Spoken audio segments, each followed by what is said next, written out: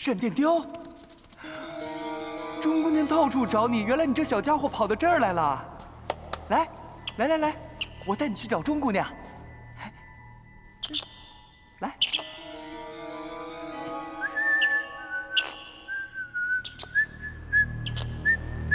哎呦，真乖！来，小家伙，我带你回家去。啊，你怎么咬我啊？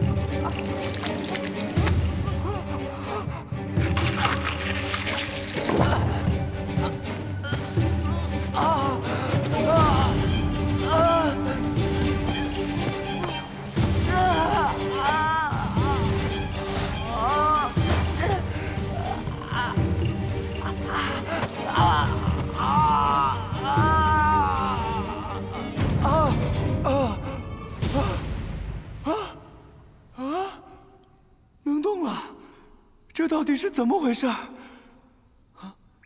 难道说是误打误撞，以毒攻毒，所以就把我身上的毒给解了？哎呦，这肚子饿得咕咕叫，也没什么可以吃的。哎呀，再说今天已经是第7天了，满妹也不知道怎么样。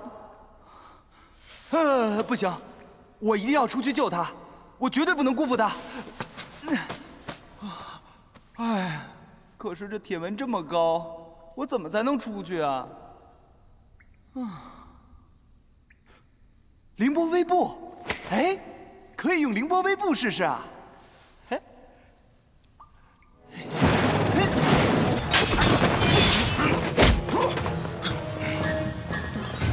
南海恶神，你也太嚣张了！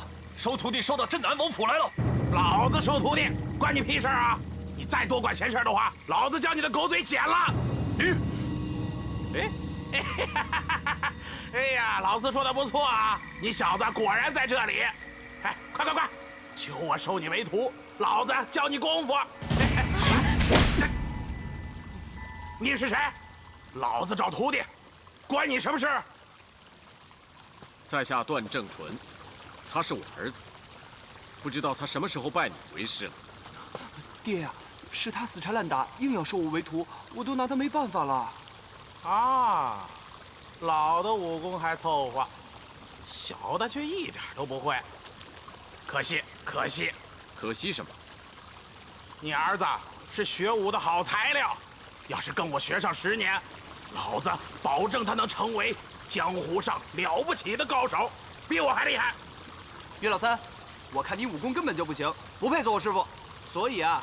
我看你还是回你的南海万恶岛苦练30年再说。你这小子，你配说我武功不行吗？那我问你，损上益下，民说无疆，自上下下，其道大光，是什么意思？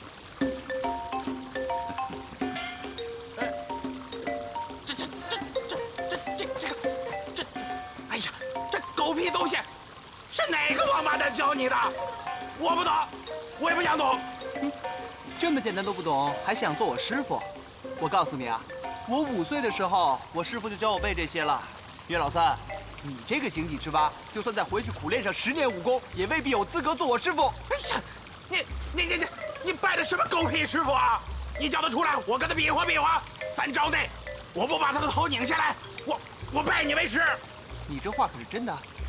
我岳老二从来不说谎，叫他出来。 那要是3招呢，就不用我师傅动手了，我段誉就能接你3招。你，不行不行，把你打伤了，我上哪儿去找徒弟啊？啊！你到底能不能打得到我，都还两说呢，还想那么多？老子打不到你，如果3招之内你打不到我的话，那该怎么办？我拜你为师。拜我为师？嘿，大家都听到了啊！哎，你可别耍赖啊！我岳老二耍赖的话，我就是乌龟儿子王八蛋。那好，这拜师以后啊，你就要谨遵师命，我让你做什么，你就要做什么。如果你不听从我的命令，那就是欺师灭祖。就这样办。哎，你拜我做师傅也得一样啊。好啊，段儿，爹娘，你们放心，让孩儿陪他好好玩玩。来吧1招，2招，3招。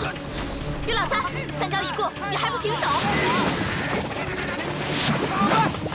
来抓我呀！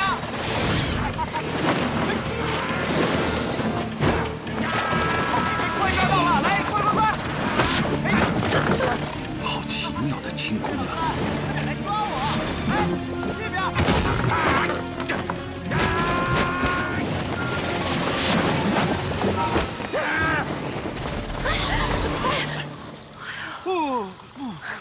好啊，跟你伯父和爹爹学了这么奇妙的功夫，你居然瞒着我！我哪里教他什么武功？玉儿，到底发生什么事情？这是孩儿胡乱学来的，危急的时候也好用它来逃生。于老三，都已经打了10几招了，你还不过来磕头拜师？这他都没有认真打，我这次不算。你羞不羞啊？你要是不过来拜师呢，那你就是乌龟儿子王八蛋了。你是愿意拜师呢，还是愿意做乌龟儿子王八蛋？我都不愿意，我要再跟他打。哎，岳老三，那我今天再让你一次，3招之内你要还打不到我的话，那可真的要拜师了。哎，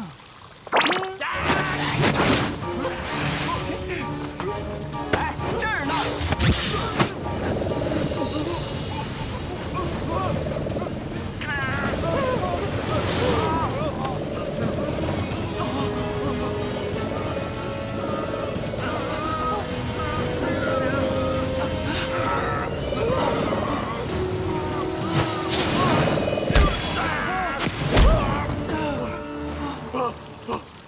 岳老三，师傅你是不肯拜了，你就甘愿做乌龟儿子王八蛋吧。我偏要让你想不到，吴岳老二不做乌龟儿子王八蛋。师傅在上，弟子岳老二给你磕头了。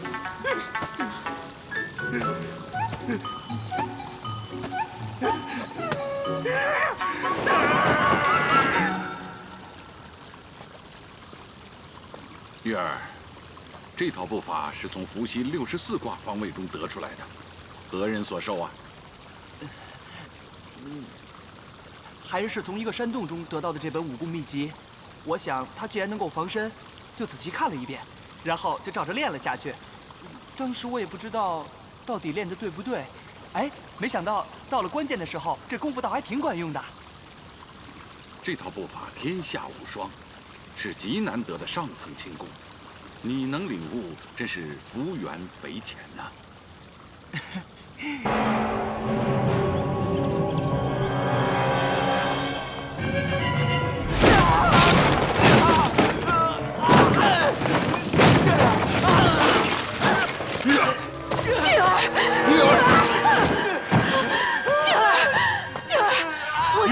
快救救他吧！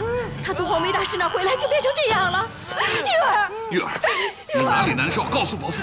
伯父，我只觉得浑身发胀，像是快炸开了。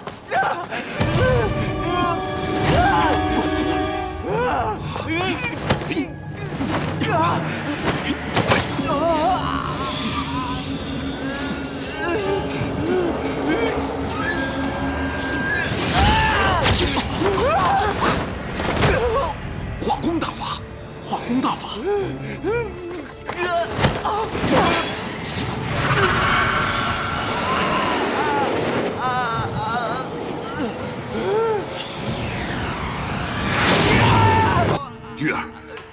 遇到新学老怪丁春秋了吗？丁春秋，我不知道他是谁呀？那你从哪里学来的化功大法？我从来没有学过化功大法。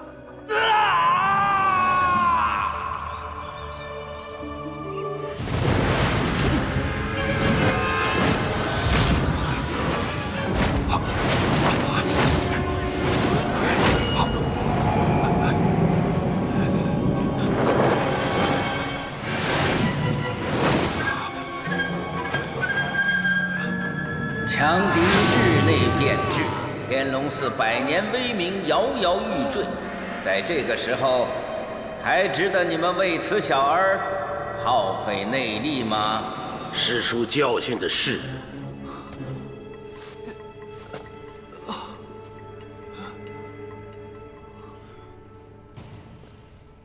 伯父，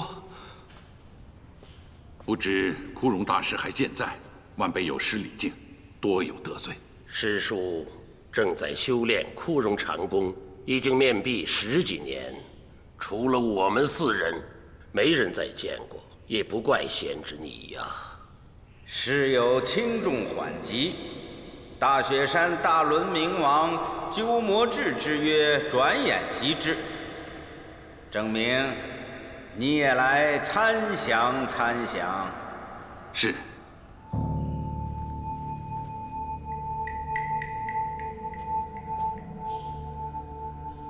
小僧当年与姑苏慕容博先生结交为友，先生对贵寺六脉神剑备至推崇。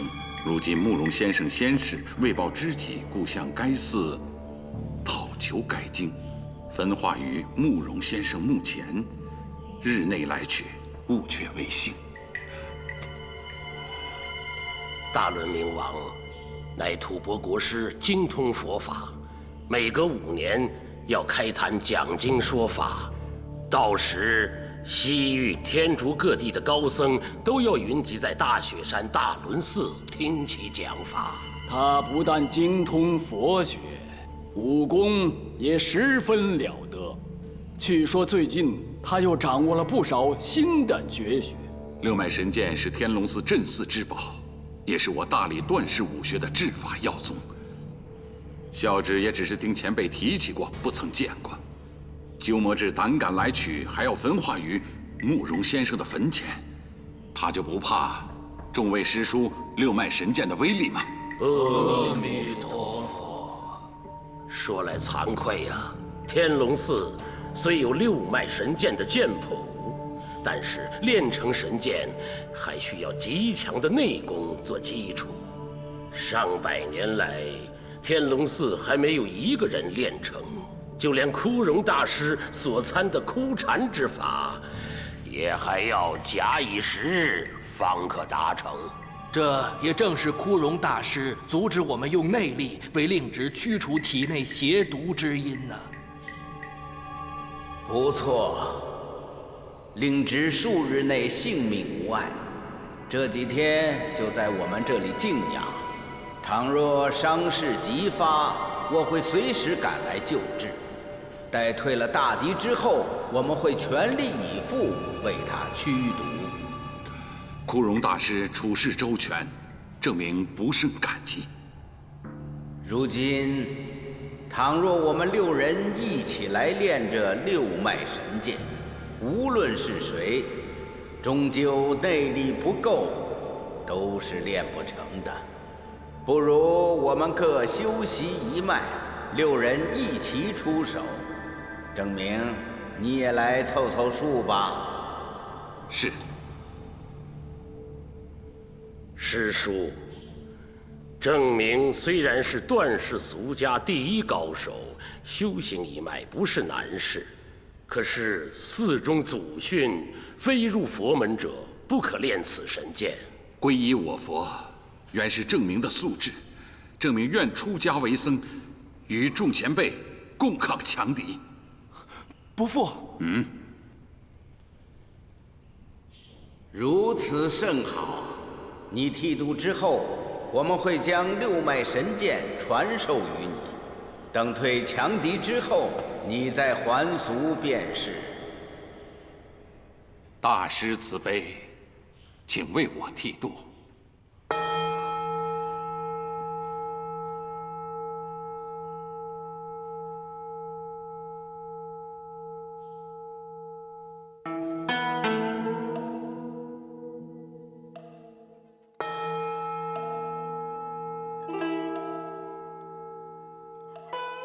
以为晨钟入三昧，成就一切微尘定。而彼为清真寺，亦不增，于意普现，难思差。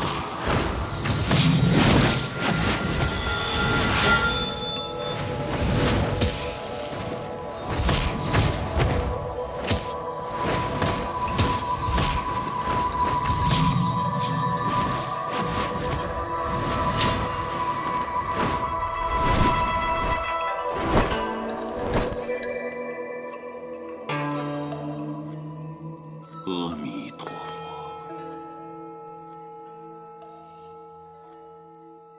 我将六脉神剑的奥秘传于本臣吧。六脉神剑并非真剑，乃是以一阳指的指力化作剑气，有质无形，可称无形器剑。本臣师弟一阳指功力雄厚，只需记一记剑法便成。你就来练无名指关冲剑。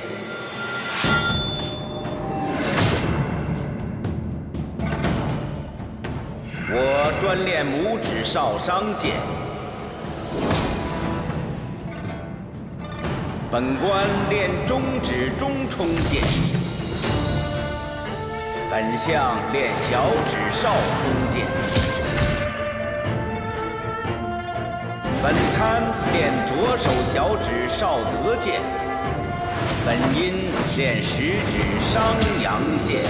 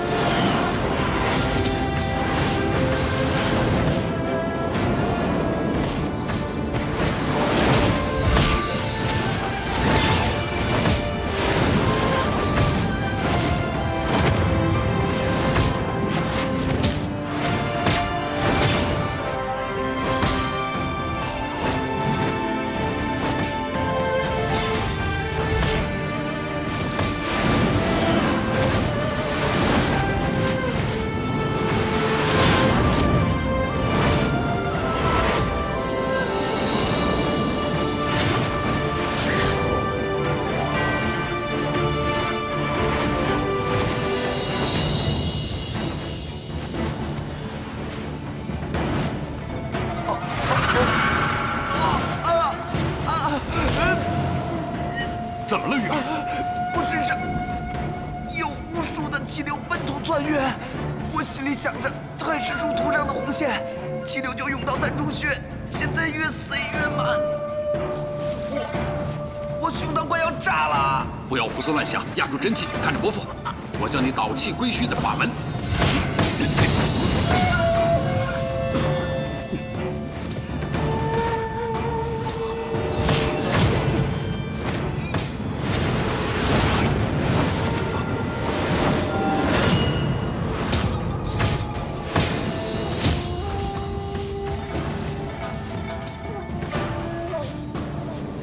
阿弥陀佛。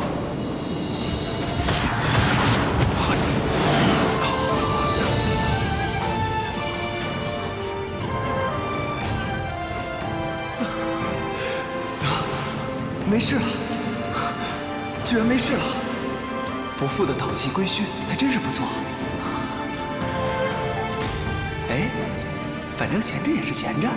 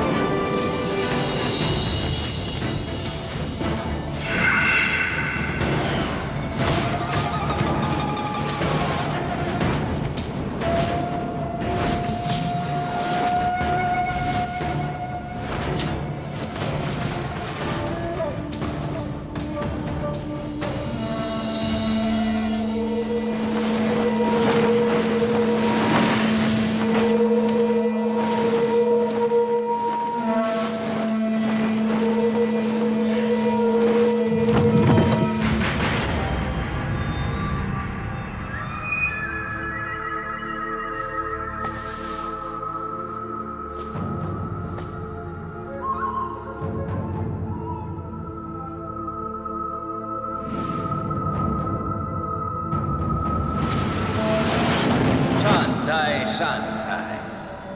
大轮明王已到，你们准备的怎么样了？虽不纯熟，但足可迎敌。好，将明王请进来吧。玉儿，一会儿有场激战，伯父不能分心保护你，你到后殿去吧。可是伯父，我想要跟着你，我实在不放心您跟人家斗剑。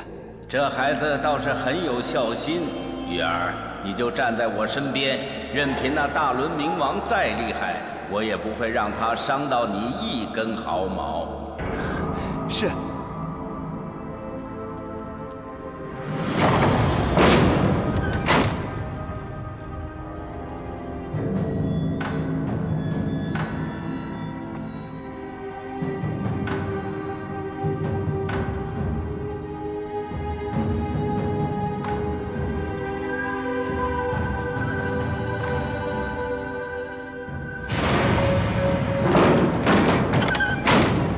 土不晚辈鸠摩智参见各位前辈大师。阿弥陀佛。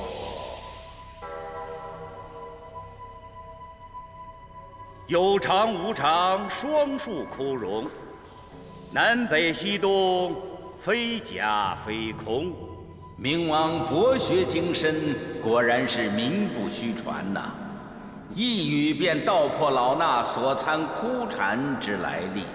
30年前，小僧与慕容博先生在少室山下邂逅相逢，讲武论剑。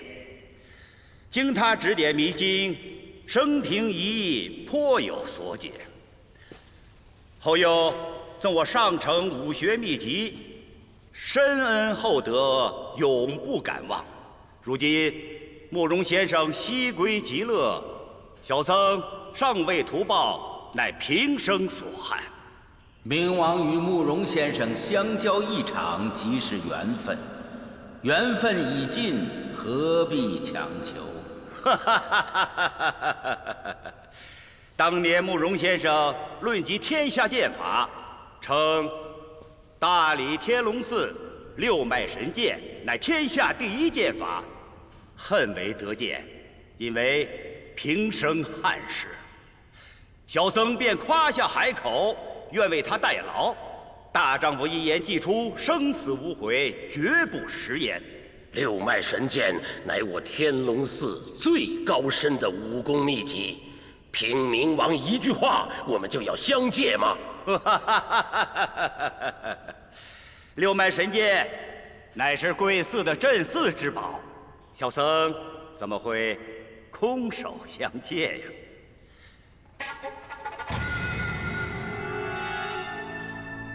这3本武学诀要，乃是慕容先生的手书。他阐述了少林派72门绝技的要旨、练法以及破解之道。如果天龙寺能得到这72门绝技，不仅能和少林寺并驾齐驱，而且有过之而无不及，便可成为天下第一寺。如今，小僧愿用这3本绝学，与贵寺交换六脉神剑剑谱，以了却小僧当年许下的诺言。小僧将会感激不尽呢。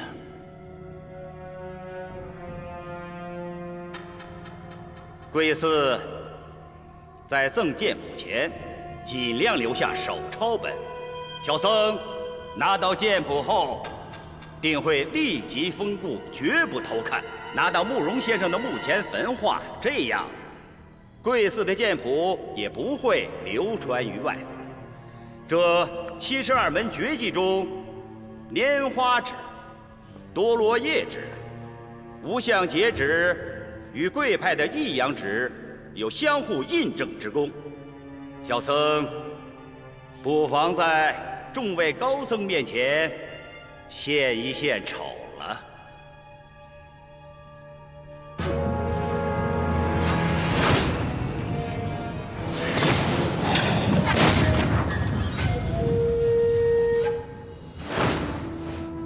拈花指献丑了。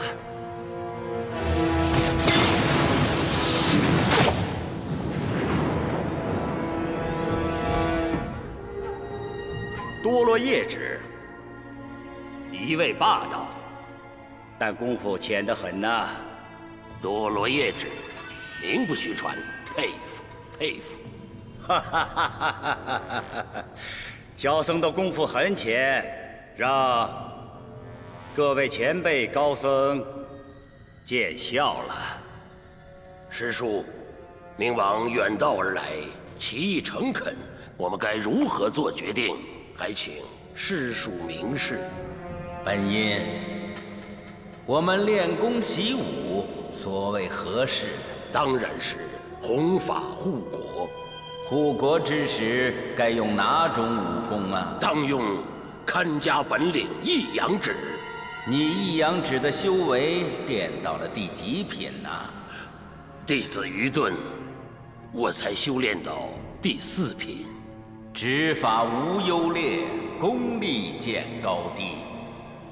如果你能把一阳指修炼到1品，还用再练其他武功吗？师叔指点的是，咱们自己的一阳指还未修炼精通，那还用旁人的那些武功奇经干什么呀？明王远道而来，辛苦了，还望见谅。哼，恕小僧今日无礼，说句狂妄之言。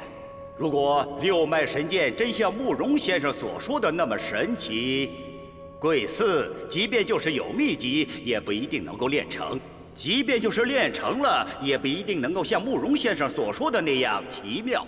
明王是想用激将法逼着我们使出六脉神剑吗？真金不怕火炼。小僧今天就是想见识见识慕容先生所说的天下第一剑法到底有多厉害。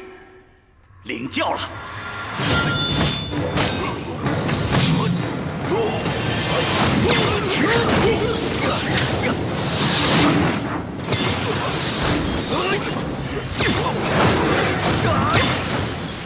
哎呀，伯父出完关中剑之后，再接着出商阳剑，就一定可以击中这个可恶的番僧。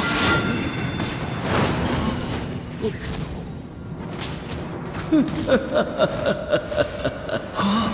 枯荣大师修行枯荣禅功，把自己练成这个样子，这枯荣禅功多半不是什么好武功。良机莫失，凝神关键。师叔祖，玉儿刚刚闲得无聊，已经将这六脉神剑的剑谱全都给记下了。玉儿真不是有意想要违背祖训的呀，师叔祖。没想到你有过目不忘的本事，真是我断世之福啊！自观自学，不违祖训。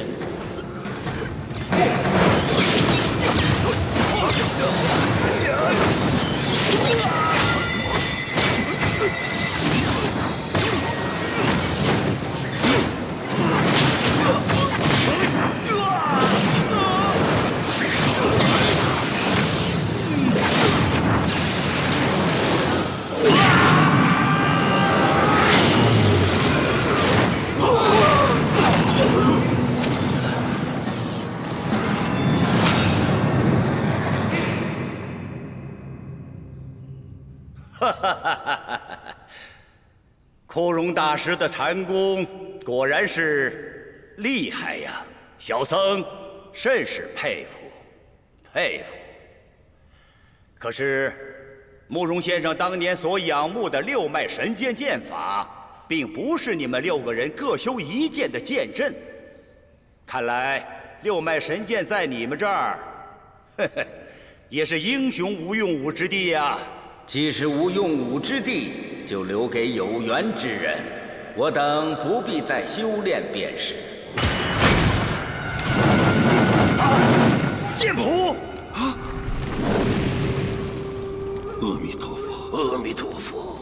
阿弥陀佛！枯荣大师，你！阿弥陀佛！既然六脉神剑被枯荣大师毁了，小僧告辞了。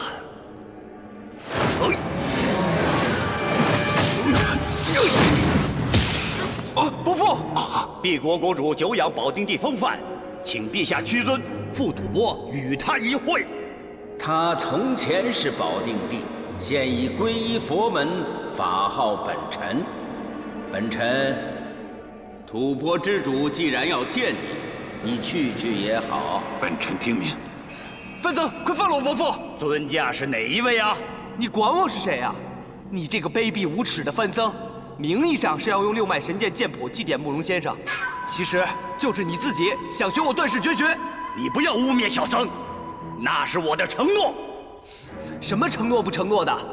现在慕容先生死了，你的狗屁承诺，鬼才会相信。你要是再敢乱说，我掐死他！伯父，月儿，别管我，赶快回去让你父亲登基，结成大宝。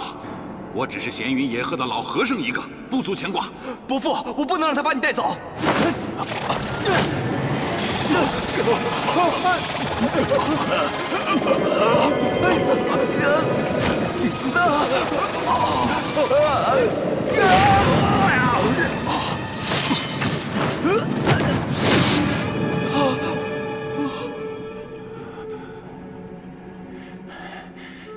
一直以为大理天龙寺一专祖学功夫，没想到却研习了化功大法。冥王为何口出谬论？星宿老怪善于暗算偷袭，卑鄙无耻。我段氏子弟怎会跟他有关联？今天有幸结识了段氏的年轻高手，不妨领教几招。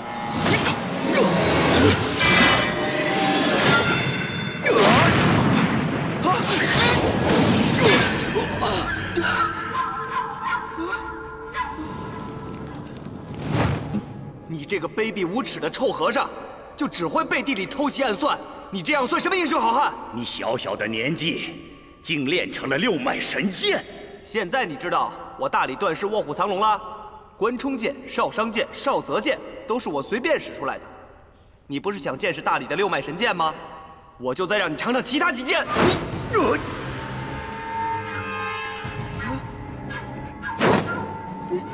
幸好他的六脉神剑没有练到随心所欲的地步。六脉神剑果然厉害，小僧领教了。告辞。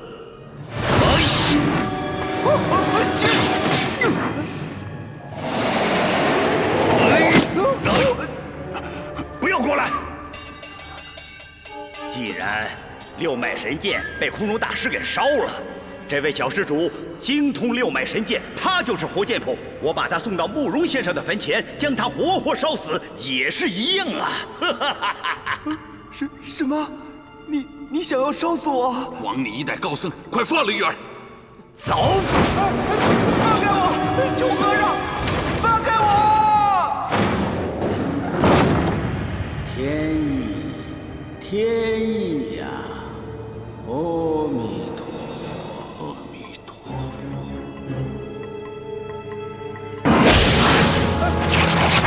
这是魔剑！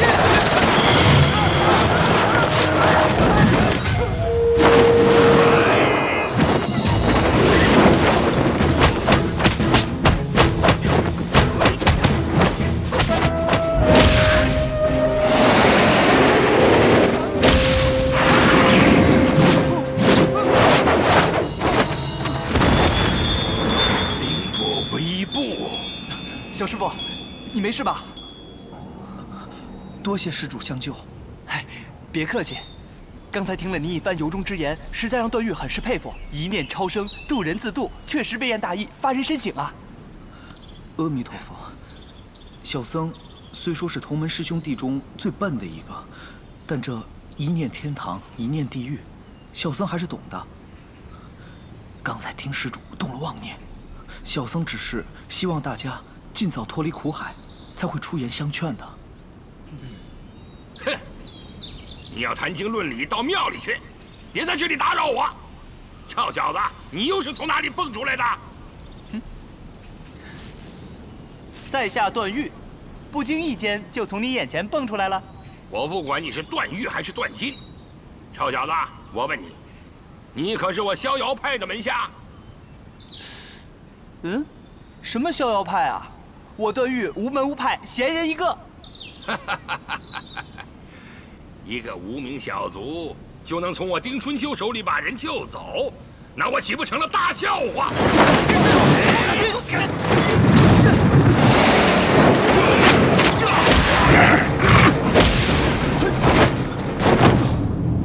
哎呀，瞧你这年纪都一大把了，不仅脾气差、修养差，待人处事样样差，真是白活了。我看你啊，不该叫什么星宿老仙，根本就是个星宿老怪。跟我耍嘴皮子，看我丁春秋不好好教训你一番。丁春秋？不，应该是丁老怪。抓到我再说。你以为我破不了你的凌波微步吗？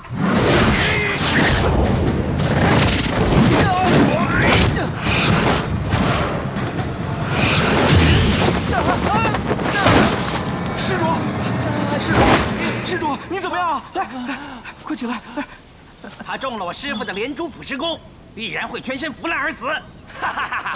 金秀老仙，威震天下，神通广大，法力无边。怎么样？他们说你会全身腐烂呢？就是摔得有点疼，倒是没看见什么地方腐烂啊。你中了我的腐蚀功，怎么能没事？你看我的脸有没有哪里腐烂了？没事，挺好的。对呀，我吃过芒果珠蛤，有百毒不侵的功效。或许啊，正好克了这丁老怪的毒功呢。你既然吃了那万毒之王，我就要看看你能不能克我的化功大法。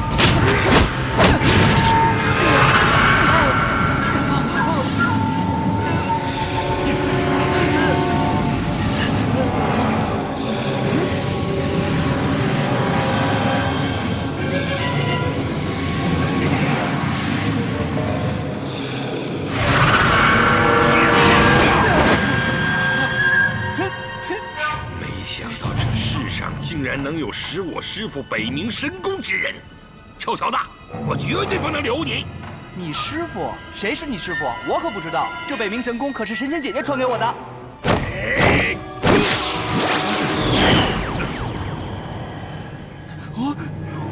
这六脉神剑怎么又不灵了？哎嘿！别虚张声势了。你根本就不会六脉神剑，还是拿命来吧！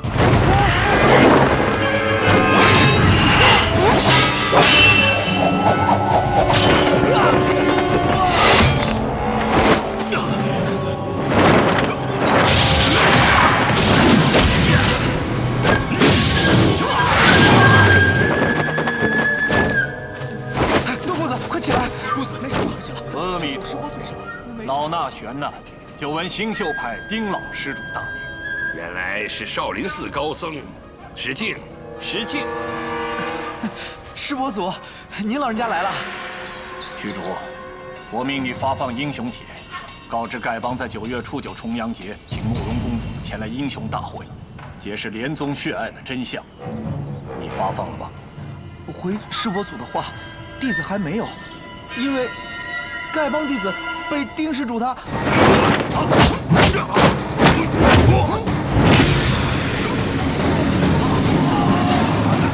师伯祖，小心呐！大师，我来帮你。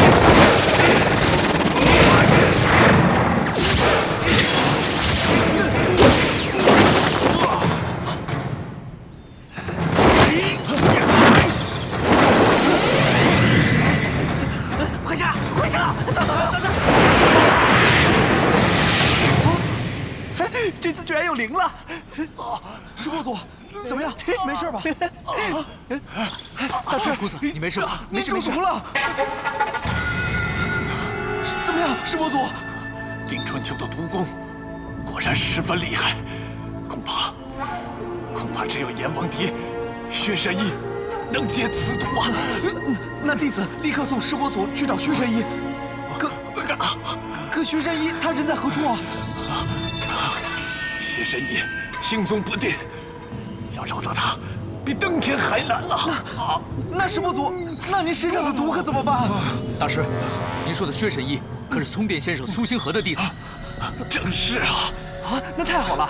聪辩先生在天龙地崖谷设了棋局，要是找到了他，我们或许就能找到薛神医了。对呀，师伯祖，那弟子立刻带您去天龙地崖谷去找薛神医。我们走。小师傅，我们也正要去天龙地崖谷呢，不如结伴而行。好啊，好啊，有段公子同行，我们路上也好有个照应。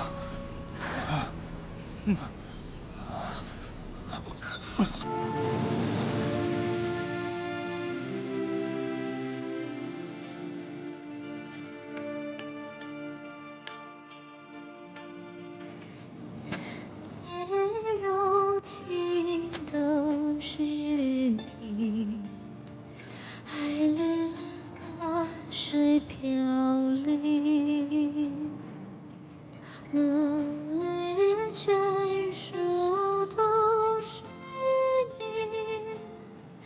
你。这么多年来，我对你一心一意，甘愿为你付出一切，难道换来就是你的虚假哄骗？现在你知道了，你尽可以离开我。我就是这样一个自私自利的人，为了达到目的，什么都能牺牲，包括你。生死将。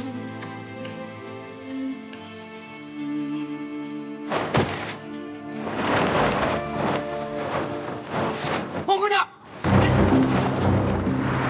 哎，这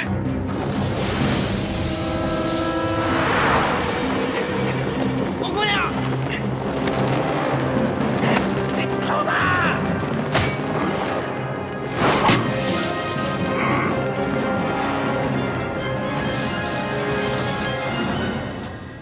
婉妹，婉妹，等一下，婉妹，这段时间你去哪儿了？我好担心你啊！你好像比以前瘦了，你一个人一定吃了不少苦吧？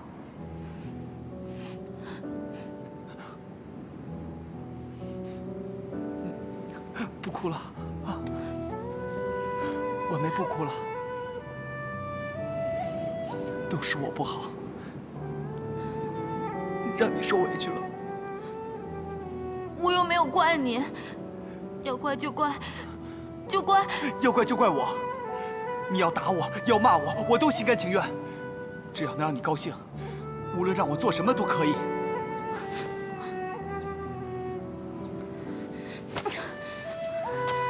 打你、骂你又有什么用？那你答应我，不要再难过了，好不好，文妹？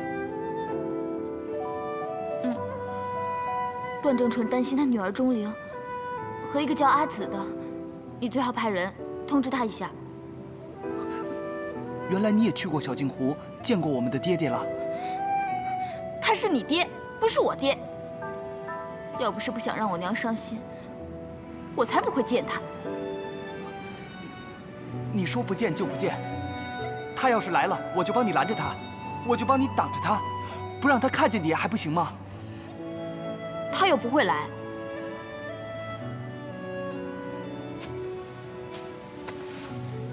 那就以后再说吧。我们现在赶紧进城去迎宾馆找我大哥他们。你当真要去当西夏驸马？我只是来应付差事，我绝对不会听我爹的命令来这儿当什么西夏驸马爷。你违抗你爹的命令，他不会责罚你吗？他要是责罚我，我就逃跑。无论如何，我也不会当这个驸马。逃走和抗命有什么区别？人家金枝玉叶的公主，你干嘛不要啊？我又不像我爹那样见一个爱一个的。你比你爹段正淳也好不到哪儿去。婉妹。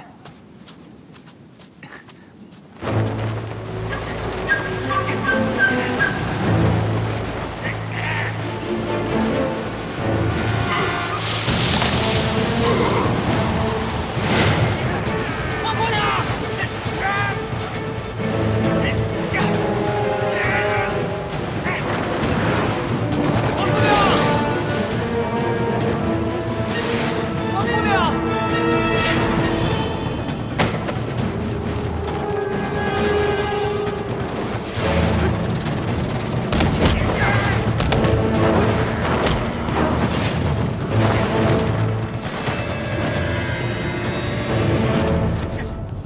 王姑娘，王姑娘，王姑娘，你这是怎么了？王姑娘，你醒醒！王姑娘，我还在为他伤心，放不下他。你醒醒啊，王姑娘！可是，他却已经有新的心上人了。醒醒，醒醒！王姑娘，你醒醒！哎呀，你怎么那么傻呀？我真得好好谢谢师傅你了，要不是你及时赶到的话，我们就一命呜呼了。一定是你云中鹤欺负了王姑娘，所以才害她跳崖自尽的。哎，错了错了，师傅你错了。今天要不是云老四他救了王姑娘的话，王姑娘早就香消玉殒了。表哥，王姑娘，你醒了？我死了吗？这是在阴曹地府吗？不是不是，王姑娘，你没事的。王姑娘，如果这是阴曹地府的话，我们这群人岂不是这成了冤死鬼了吗？哎呀，你好端端的干嘛寻死觅活呢？你想死是你的事儿，可别搭上我们云老四的一条命啊！哎呀，他死了也就罢了，可是我们段老大死了，多可惜呀！哎呀，他死了也不打紧，要是赔上我岳老三的一条命的话，犯不着。那王姑娘，这么说，是你自己想要跳崖寻死的？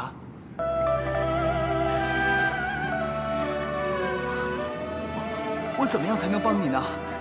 要不然，我现在就陪你回去找你表哥吧。有什么话我们当面说清楚。别管我！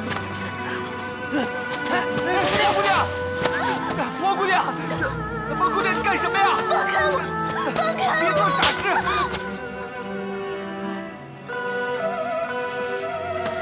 婉妹，你清醒了，冷静了。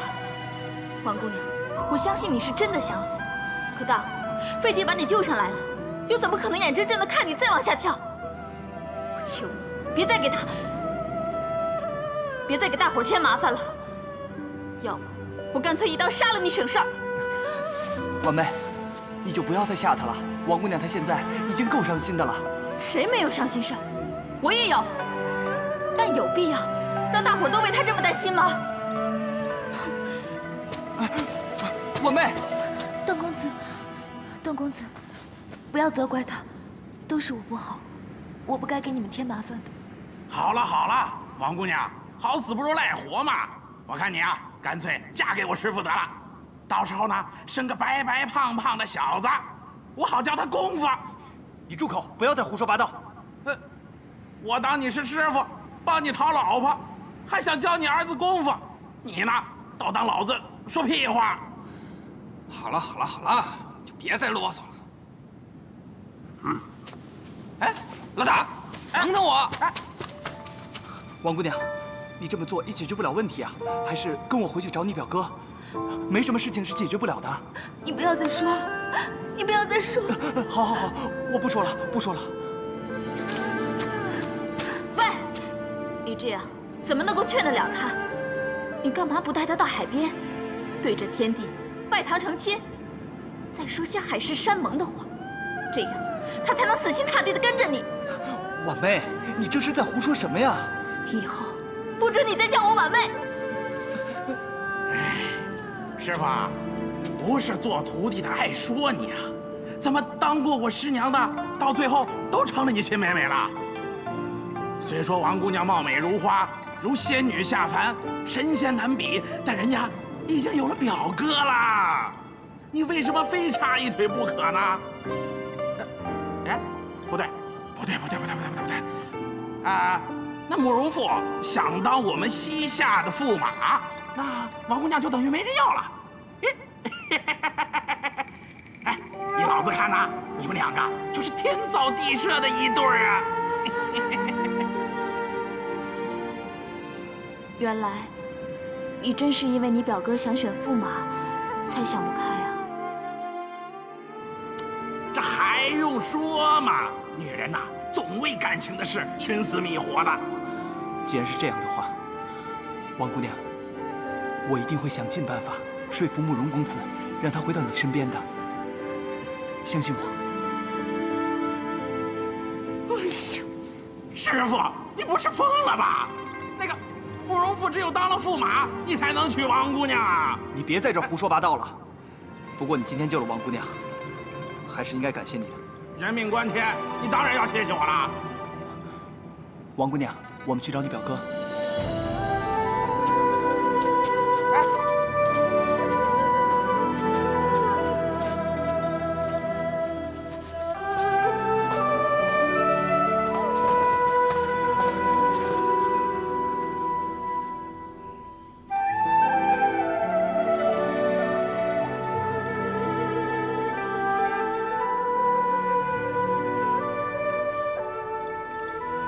慕容公子，我有话要对你说。你有话跟我说？难道让我看到你跟我表妹在一起郎情妾意，还想让我祝福你们吗？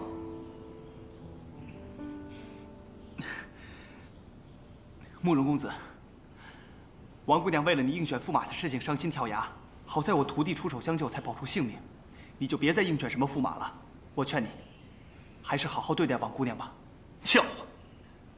我慕容复当不当驸马，跟你段誉有什么关系？再说了，虽然我与表妹从小青梅竹马，但是并没有婚约。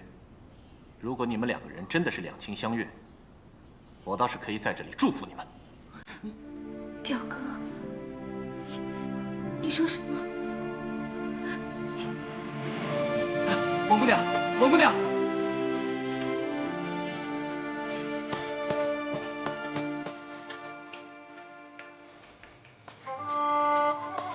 王姑娘，王姑娘，王姑娘，你听我说。王姑娘，你别再难过了，我会再找机会劝说你表哥的啊。没有用的，表哥本来就不喜欢看到我跟你在一起。如果你去劝他，他心里只会更恨我。在表哥心里，傅烟是头等大事，他为了傅烟可以做出任何事情，而这个驸马，他也是势在必得。王姑娘，你明知你表哥心里一心只想着复兴大燕，他根本就不在乎你，甚至还要应选驸马娶西夏公主，难道你就毫无怨恨？他要娶西夏公主，我心里怎么会不怨恨他？可是复兴大燕是他一生坚定的信念，是他一生都卸不下的包袱。既然他放不下，我也只能选择接受。看来你对慕容公子的感情还真是情到深处无怨尤人。既然如此，王姑娘你就别再伤心了，我会想尽一切办法让你表哥当不成这个西夏驸马的。这样一来，慕容公子他肯定就会回到你身边了。段公子，你这话什么意思？我要去抢这个西夏驸马的位子。什么？不行不行，你这么做不是太委屈自己了吗？我知道你心里把我当好朋友、当知己看待，你是真心对待我的。可是你为我做的已经太多太多了，我怎么可以让你牺牲一生的幸福呢？这绝对不可以的。这怎么能说是牺牲呢？要说牺牲，那也是为了我大理。我爹早已下令，让我来西夏应选这个驸马，所以我这么做也不完全是为了你。可是你连西夏公主的面都没有见过，你就真想娶她吗？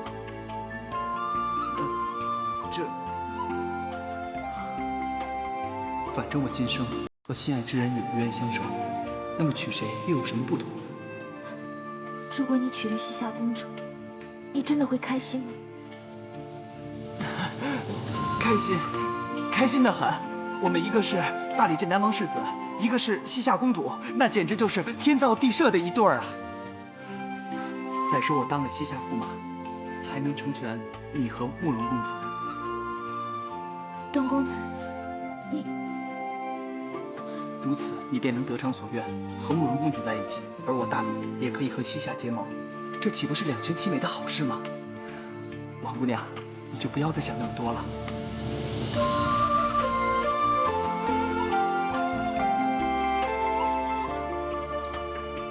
段公子，你此恩此德，我今生今世是无以回报的。干嘛跟我说这话？你别忘了，我们可是生死之交的好朋友啊。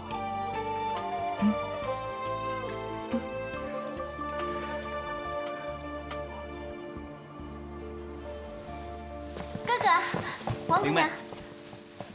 啊，婉妹也在啊，我正有事要找你呢。找我什么事？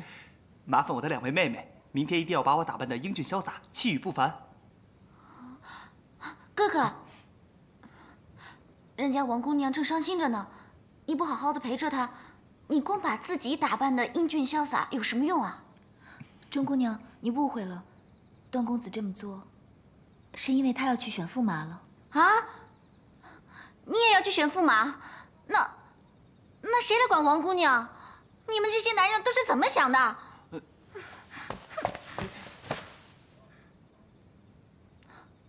灵妹，有些事你不懂。我要是当上了驸马，一切都会好的，你就别管那么多了。你是想夺走这驸马的位子，好让慕容复死心，重新回到王姑娘身边？婉妹实在太懂我了，今生有此知心人，足矣。干嘛不说话？婉妹，你不要多想啊。你不是也劝我父命难违吗？还想骗我？你根本就是为了王姑娘。婉妹，我问你，如果我不是你亲妹妹，你会选王姑娘，还是选我穆婉清？婉妹，我们的关系已经是无法改变的了。如果你还是不肯面对，还是不愿接受这个事实，那只会永远的痛苦下去。我不希望看到你这样，婉妹，你懂吗？是啊，穆姐姐，你就不要再逼哥哥了。我问你是不是？我就想听你亲口告诉我，我也就死心了。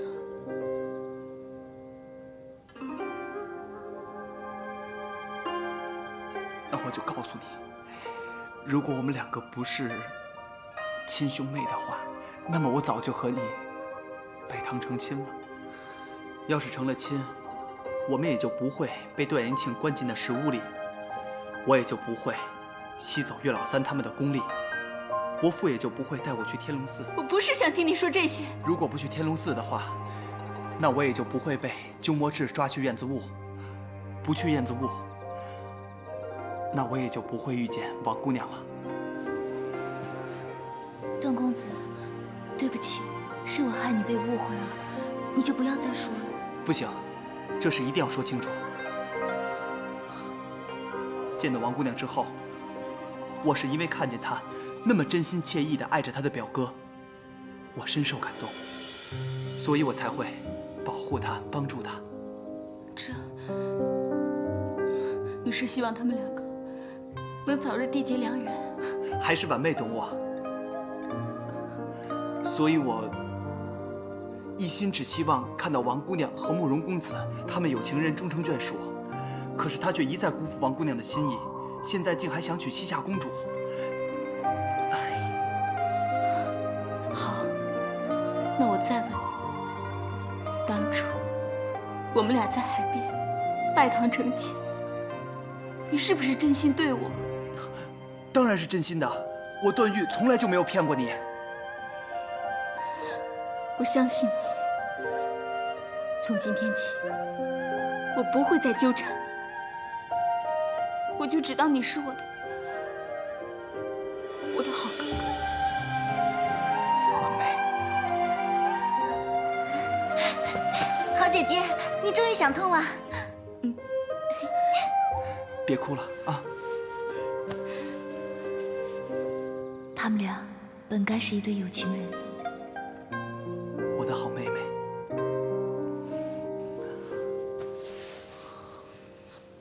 如今我就只希望王姑娘能够得到她想要的幸福，只有这样，我才不会有任何遗憾。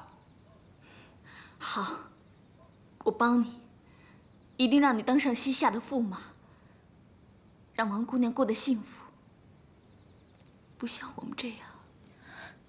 谢谢你。穆姑娘。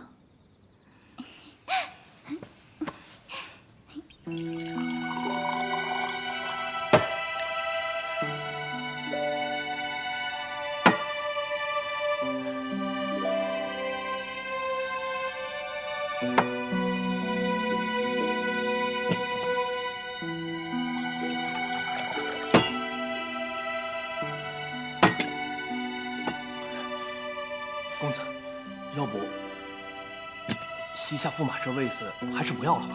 我们再想想其他办法，别再让王姑娘伤心了。就是，够了，都不要再说了。公子，好了，不让你们再说了。两位大哥，难道你们还不明白吗？其实我现在已经没有退路了，我心里面就像刀割一样难受。如果不放手最后一搏，难道让表妹等到我老，让表妹等到我死吗？慕容公子，慕容公子，赖皮狗，这么早来干什么？我告诉你，我家公子不在。懒得理你这看家狗。你，慕容公子，在下有事要和你谈。也好，我也正好有事想跟你谈，那我们就出去谈吧。两位大哥，你们不必跟着过来。段公子，请吧。请。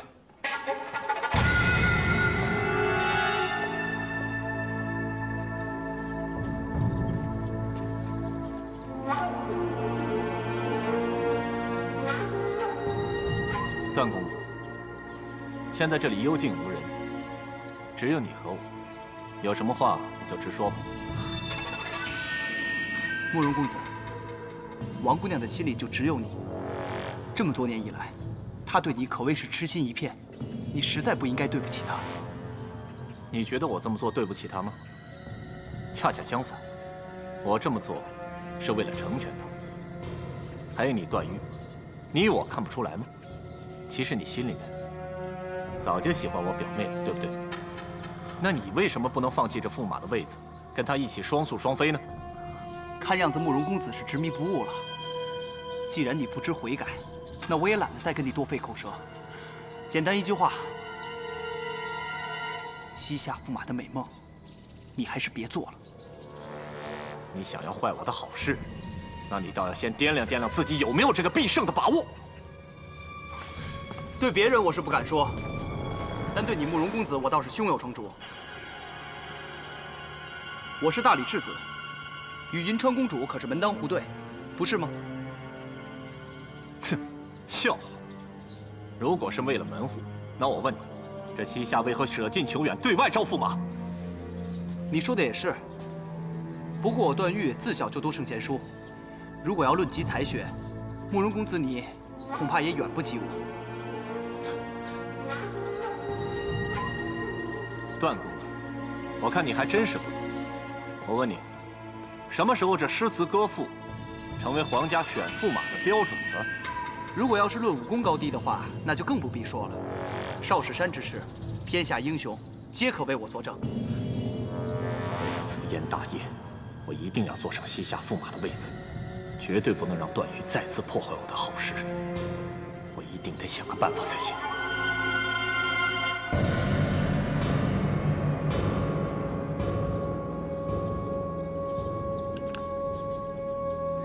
还有我的2位义兄萧峰和虚竹，要是有他们相助，那谁的胜算更高呢？慕容公子，你不会不清楚吧？段公子，其实我原本以为你对我表妹是真心实意的，但是我真的没有想到，在遇到大好机会的时候，你也会选择放弃她，不要她，跟我抢这个驸马的位子。你这么做，不怕我表妹伤心吗？我就是不想看着王姑娘伤心，才劝你回心转意的。你就别再想着去应选这个西夏驸马了。哦，照你这么说，你跟我抢着驸马的位子，也是为了我表妹好？当然了，我就是不想再看到王姑娘伤心欲绝的样子。段誉啊，段誉，你这套无知的说法，骗骗那些愚蠢的人也就罢了，可骗不了我慕容复。慕容公子，你就算当上了西夏的驸马，再要做大燕皇帝，还不知要杀多少人呢。就算中原让你杀得血流成河，你这大燕的皇帝能不能做得成，那也很难说。姓段的，你满口仁义道德，行事却诡计多端，真是可笑。你要是不相信我们的一番诚意，那我们就只能各凭本事。好啊，你以为你是谁啊？你能阻止得了我吗？即使阻止不了，我也会拼尽全力。更何况我的2位义兄也绝对不会袖手旁观的。你，慕容公子，你就听我的吧，放弃做西夏驸马，和王姑娘。好啊，事到如今，段誉，我也只能跟你说实话了。其实你知道吗？我表妹心里面最想嫁的如意郎君，就是你。你胡说什么？好，表妹，你来的正好，你来跟段公子说。段公子，对不起，为了大燕，挡我者死。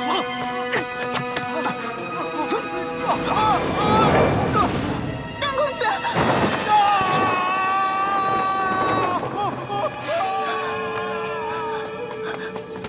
段公子，段公子，表哥，你怎么可以这么做？你快把段公子救上来！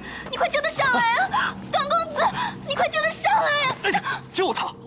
我倒是看出来了，你对他这么担心，你早就移情别恋，对他一往情深了，是不是？你可以无视我的存在，可是你怎么可以一再侮辱我对你的感情，糟蹋我对你的真心呢？表哥，住口！你给我住口！我住口。可是你先把段公子救上来。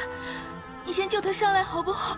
你不能一错再错了，表哥，你不能一错再错了。我救他干什么？难道我把他救上来，在破坏我的赴宴大计吗？我让他不要再劝你了。你先把人救上来，我们先把人救上来再说好不好？你先把段公子救上来。做梦！你让我救他？那天在少室山下你也看见了，就是这个姓段的小子用6脉神剑把我打得一败涂地，害得我在众位英雄面前丢人现眼，害得我无法完成我们的赴宴大计。你问我怎么救他？怎么可能？好，表哥，你别走。少室山是他不对，你把他救上来，我让他给你道歉好不好，表哥？既然你那么喜欢他，那你就嫁给他好了，何必要假惺惺的跟着我？表哥，你在说什么？不要再说了！你又要跟我解释，你对我是真心实意的，对吧？好，那我就问问你，那天在湖边的染坊里，你赤身露体的和那个姓段的小子他干了些什么？原来那个西夏武士李延宗是你假扮的。没错，就是我。你现在还有什么好说的？你跟那个姓段的小子做了对不起我的事情，你还有什么资格做我慕容复的女人？你不要误会我，你不可以冤枉我。你明明知道那天是因为下雨，我们逼不得已才躲到那个逼不得已。我明明看到你们2个在里面拉拉扯扯、动手动脚、郎情妾意的，这又算什么？不是那样的，我跟段公子是清白的，我们真的是清白的，表哥。清白的。好啊，那我这次先相信你一回。可是那天在灵鹫宫，当那姓段的小子替你挡了一箭以后，你就对他心有所属了，对不对？还有，在少室山下，本来我有机会杀了他，又是你替他求情。你当我慕容复是瞎子，这一切都看不出来吗？不是这样的，真的不是你想的这样的。一切都是你咎由自取。我已经忍了又忍，对你已经仁至义尽了。表哥，你记着，从今天开始，我慕容复就跟你王语嫣恩断义绝，从此以后不再有任何瓜葛。表哥，表哥，至于那姓段的小子，你记住，我我是绝对不会把他救上来的。我不会看着你们两个在一起。表哥，原来你真的可以为了赴宴放弃一切。我从小就跟着你，忠贞不二。可是你现在为了做驸马，为了当上大燕的皇帝，你可以放弃我。我现在终于明白你的心思了。你明白就好。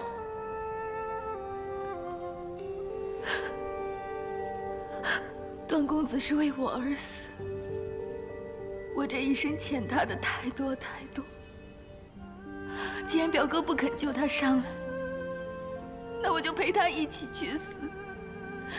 只求来生，我可以好好的陪在他身边，好好的报答他。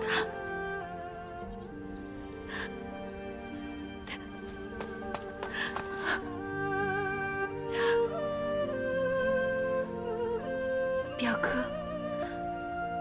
我祝你早日当上西夏驸马，当上大燕的皇帝。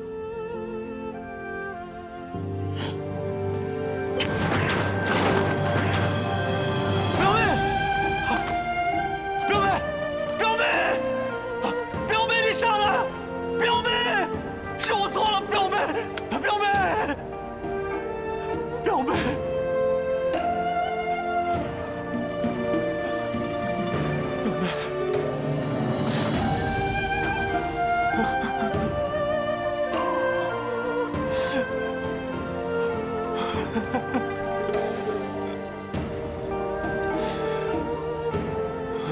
表妹，你可真是我的好表妹，你连投井自尽都不忘记祝福我，表妹！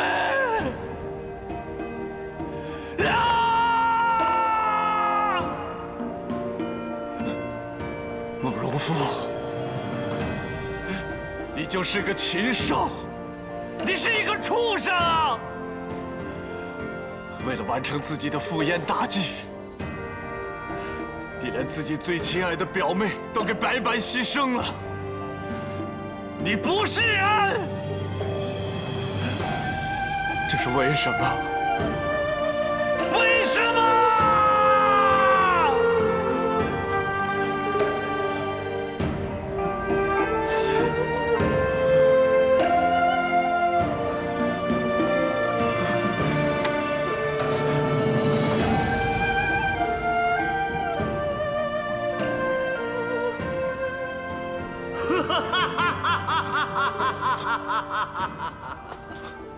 是，原来扬名中原武林的姑苏慕容是个阴险狠毒的伪君子呀！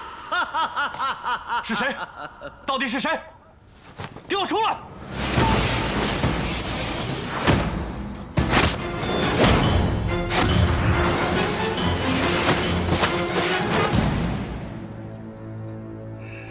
哈哈，我当是谁呀？原来是大伦明王啊！慕容公子，王姑娘对你一片痴情，可你却背弃了她。你诬陷她失去了贞洁，使她投井自杀。你这招可是够狠毒的呀！大师，这可是我的私事，用不着你来多管闲事吧？你做了伤天害理之事，小僧就是要管一管。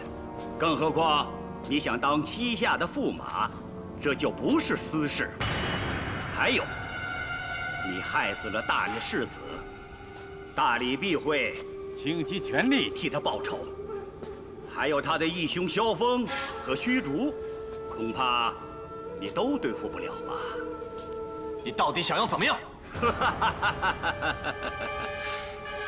看在你父亲的情分上，我劝你还是离开西夏，断了这个当驸马的念头吧。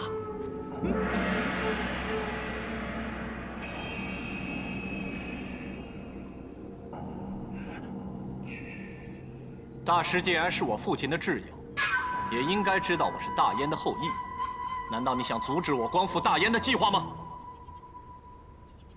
小僧是吐蕃法师，此事只能成功，不能失败。我希望你不要再难为小僧了。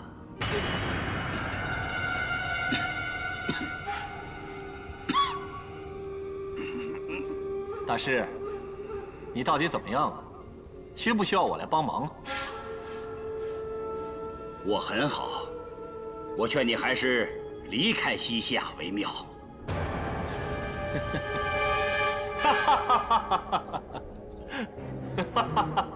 你笑什么？还是我来跟你说真相吧。大师正因为急于求成，想练成各门各派的武功，所以才导致你走火入魔。今天恐怕就是神仙下凡，他也救不了你。一派胡言！你看我像走火入魔吗？大师，看在我父亲是你故友的份上，我奉劝你一句：要么你现在速速回到吐蕃老家养老送终，要么就去少林寺找那个老妖僧救命。否则的话，你很快就会死在这西夏的土地上，恐怕连家都回不去了。胡说八道！看在你父亲的份上，我10招之内不使杀手，也算是我对挚友的一点心意吧。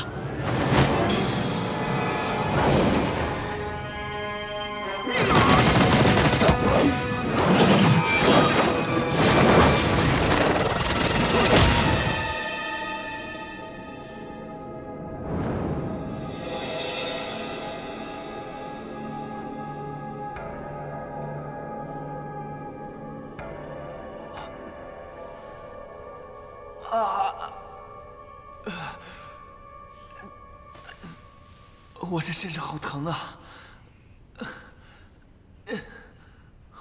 这是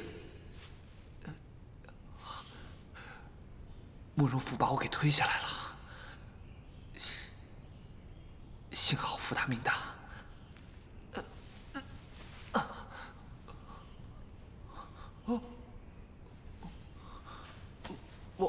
王姑娘，你怎么也下来了？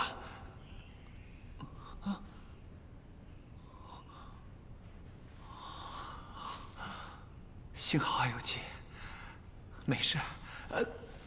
王姑娘，醒醒！王姑娘，你醒醒啊！王姑娘，你还好吧？段公子，你没死？我还活着，只是这衣服脏了些罢了。来，我扶你起来。哎，你小心！小心啊！别担心，我没事。你呢？你还好吧？我没事。我肯定是摔下来的时候有你垫着，所以才没有受伤的。那就好，你没事我就放心了。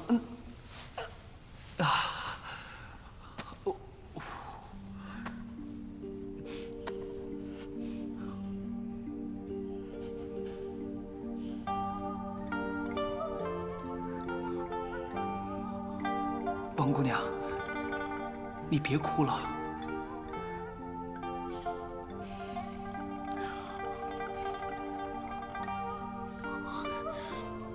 看到你这么伤心难过，我真的不知道该怎么安慰你才好。总之，你那个表哥不值得你这么为他付出。我本来是想替你好好教训他一顿的，结果没想到被他给推下来了。谢谢你，段公子。我就知道你一定会替我打抱不平的。那当然了，我们两个可是生死之交啊！啊，对了，王姑娘，你怎么也掉到这个井底来了呢？我是亲眼看到我表哥把你推下来的。难道你也是被慕容复推下来的？他害我也就罢了，他居然还害你！这次我绝对饶不了他！不是的，他没有推我下来。可是我知道，你是为了帮我劝他，才被他推下井的。我想让他救你，他非但不肯，还一直误解我。我心灰意冷，就自己投井下来了。不过好在老天有眼，你安然无恙。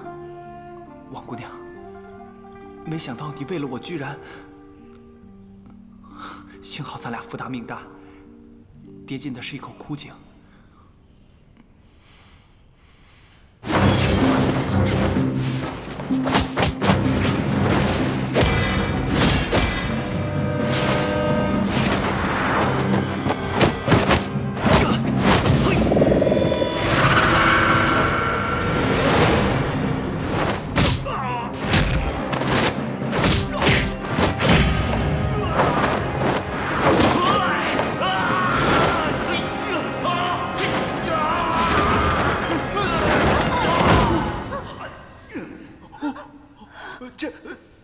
王姑娘，你别怕啊！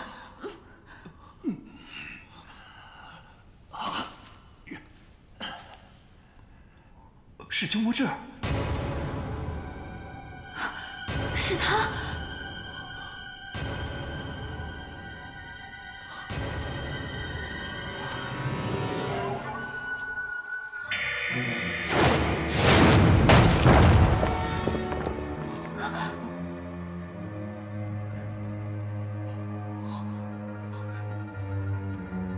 糟了，井口被人封了。对不起，对不起，都是我连累了你，害了你。王姑娘，你快别这么说，我们从这么高的地方摔下来都没有摔死，一定有办法可以出去的，你不要担心。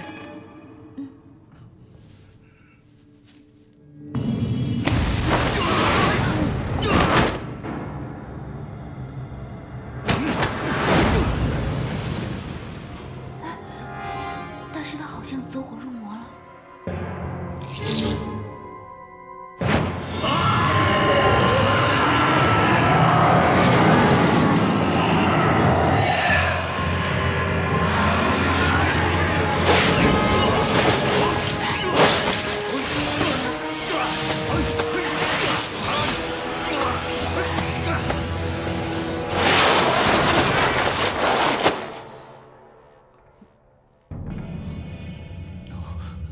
别害怕。